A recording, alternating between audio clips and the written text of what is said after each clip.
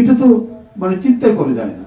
একটা আইটেমে 5 টাকা আপনার ভ্যাট ছিল, সেখান থেকে 15 টাকা, অধিকাংশই আপনার 15 টাকা করা হয়েছে।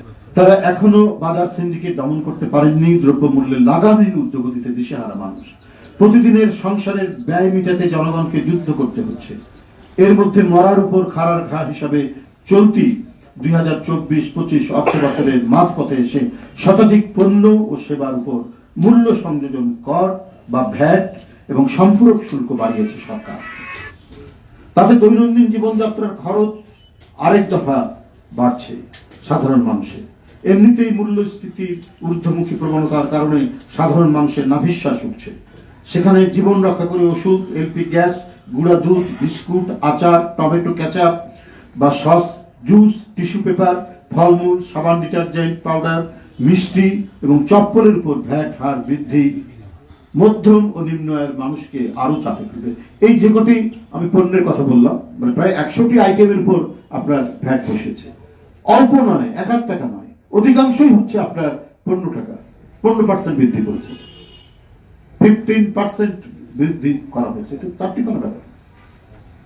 ডক্টর ইউনূস সাহেবের সরকার মানুষের যে আস্থা, সেই আস্থা তো এটা চির ধরবে।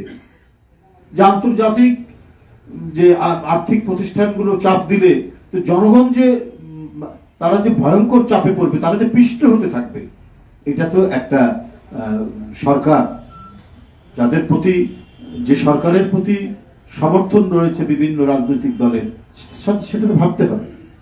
হ্যাঁ, মুদ্রাস্ফীতিও নিয়ন্ত্রণ করতে হবে, কিন্তু জনগণের উপর অসম্ভব চাপ বাড়বে, এটা তো চিন্তাই করে যায় না। একটা আইটেমে 5 টাকা আপনার ভ্যাট ছিল, সেখান থেকে 15 টাকা, অধিকাংশই আপনার 15 টাকা করা হয়েছে।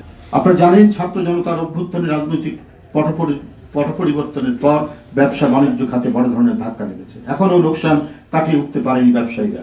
এমন পরিস্থিতিতে ভ্যাট বাড়ানোর সিদ্ধান্ত আত্মঘাতীমূলক। এ ধরনের কর এমন এক সময় বাড়ানো হলো যখন দেশে উচ্চ মূল্যস্ফীতি বিরাজমান। উচ্চ মূল্যস্ফীতির চাপে শুধু নিম্ন আয় ও প্রান্তিক আয়ের মানুষ নয়, মধ্যবিত্তরাও হিমশিম খাচ্ছেন। বাজেটের আগেই এসব পণ্য ও সেবার মান, দাম বৃদ্ধির ফলে সাধারণ মানুষের ক্রয় ক্ষমতা কমবে, নতুন করে সংকটে পড়বে ব্যবসা বাণিজ্য।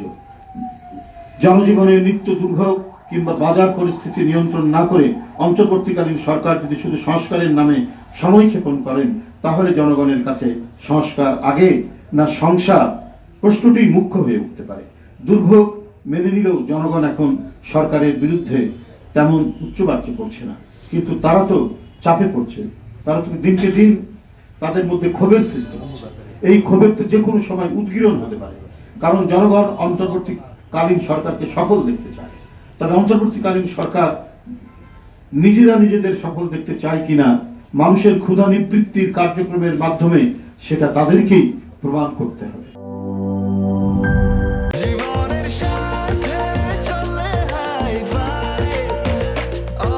স্বাস্থ্যকর অল টাইম, সব সময় অল টাইম হেলদি লাইফ।